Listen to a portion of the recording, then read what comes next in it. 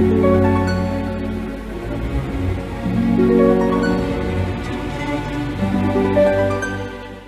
Gemini, saya dengan Madam Aza. Kita bacakan sekarang kartu tarotnya. Yang pertama adalah untuk karir, bisnis, peruntungan Gemini.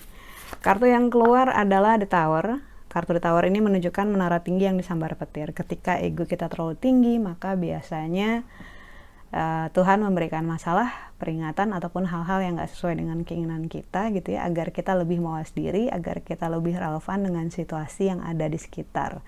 Karena biasanya ego itu menghalangi kita untuk melihat apa yang sebenarnya ada gitu.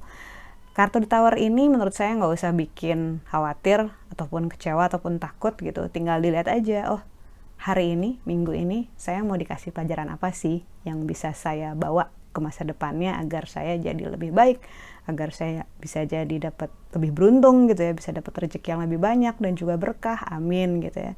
Karena kartu The Tower ini hanyalah sebuah pengingat ibaratnya, karena kalau Tuhan nggak sayang ya nggak diingetin gitu. Jadi jangan dianggap bahwa ini adalah sebuah hukuman, apalagi kesialan. Nggak ada yang namanya seperti itu, semuanya hanyalah pelajaran yang berharga. Lalu untuk percintaannya Gemini, kartu yang keluar adalah The Moon. Harus membuat pilihan, karena kartu The Moon ini adalah tentang keraguan-raguan, balik lagi sama dia atau enggak, dimaafin atau jangan gitu ya, atau dilupakan aja atau enggak gitu ya, entah segala perasaan di masa lalunya. Pilihan-pilihan ini penting untuk kamu buat gitu, agar jalanmu ke depan lebih jelas, tidak ragu-ragu dalam langkah dan tidak juga merasa lost gitu. Semakin lama dipending, semakin lama ditunda, biasanya malah makin lama masalahnya makin gede gitu, atau kayak seakan-akan lupa tapi suatu saat akan merongrong lagi. Jadi semakin cepat diselesaikan akan semakin baik. Lalu kartu nasihat yang diberikan untuk Gemini, kartu yang keluar adalah The Hermit. Kartu The Hermit ini menunjukkan adanya seorang pertapa. Ketika kartu pertapa keluar, nasihat yang diberikan adalah untuk melepaskan hal-hal yang sudah saatnya dilepaskan di masa lalu.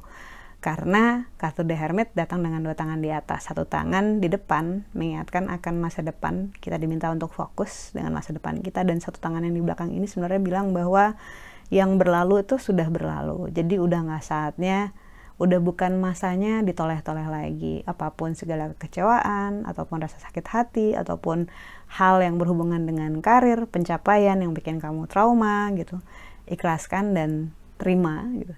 Karena kalau diinget-inget juga nggak akan jadi keuntungan, semakin diinget malah jadi kayak beban emotional baggage gitu ya, yang harus dibawa kemana-mana. Beda kalau misalnya kita ingat terus kita ngambil hikmahnya, kita ngambil pelajarannya, tapi bukan trauma response. Kalau bisa jangan seperti itu, karena biasanya ketika kartu The Hermit keluar, ini ibaratnya kita disuruh bebersih diri sendiri, bebersih emotional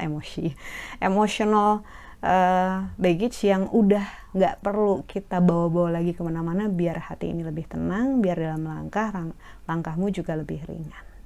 Sekian bacaannya, semoga bermanfaat. Kita doakan yang terbaik saja untukmu. Semoga sehat selalu, panjang umur, kaya raya, bahagia, berkelimpahan segala hal yang baik dari Tuhan Yang Maha Esa. Terima kasih, bantu saya dengan cara di klik like-nya, subscribe, share, dan juga komen.